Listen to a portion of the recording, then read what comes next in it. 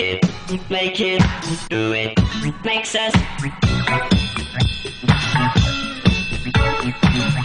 harder, better, faster, stronger. More than power, power, never. The computer, our modern-day revolution. We use it every day, from listening to music to editing photos to viewing video. But where did our first computers come from? People. I'm a computer, you're a computer, we're all computers. Computer was originally a job title that described people doing repetitive calculations.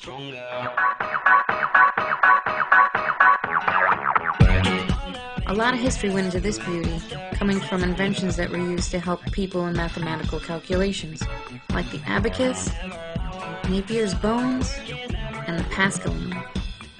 All of these aided in addition, subtraction, multiplication, or division. In 1822, Charles Babbage invented the steam-powered difference machine, which would be able to compute logarithm tables. Other inventions were machines that created punched cards. These punched cards were used for your gas bill, or as we know it today, for voting. One of these machines was the Hollerith desk, which is created by Herman Hollerith.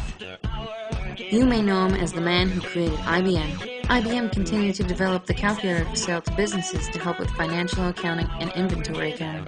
In 1944, IBM partnered up with Harvard to create the Harvard Mark I.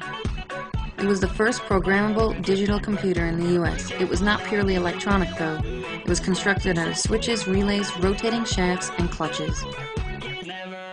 In 1937, the earliest attempts to build an all-electronic digital computer was built by J.V. at Kennesaw.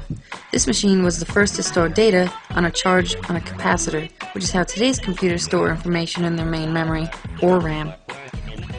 Another major invention towards the model computer was the Colossus, built during World War II by Britain for the purpose of breaking the cryptographic codes used by Germany. In 1941, Konrad Zuse invented the Z3, his third machine. It was probably the first operational, general-purpose, programmable, software-controlled digital computer.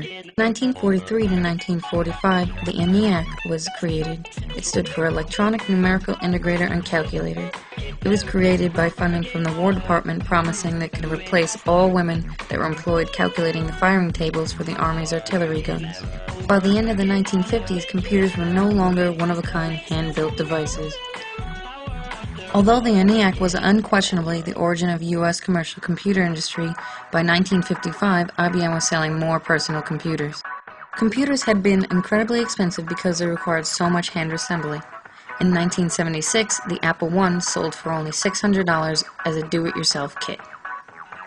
In the 1990s, a university student would typically own their own computer. This was a result of the transformation of the microprocessor. In 1971, Intel was the first to develop the microprocessor.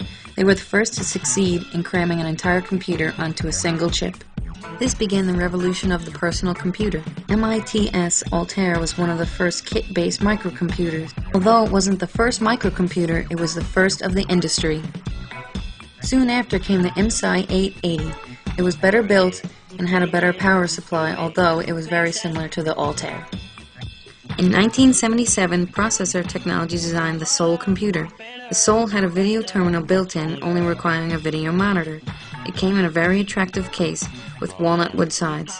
The Sol became a very popular computer that influenced the design of future computers. Now for the first true quote-unquote personal computer, the Apple II. Factory-built, inexpensive, and easy to learn and use, provided with the most extensive set of software and low-cost floppy disks. The Apple II was also the first personal computer capable of color graphics and easy modem operation.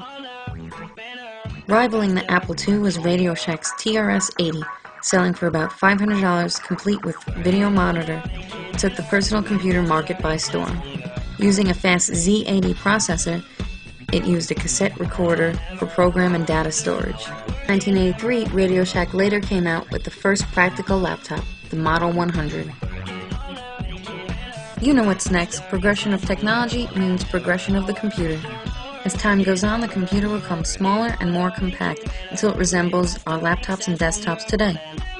Growing up in the computer age, it's easy to forget where this great technology came from. Now that you know, I hope you can properly thank the inventors and inventions that indirectly bestowed upon you your new Apple MacBooks that our school lovingly gave us. Our work is never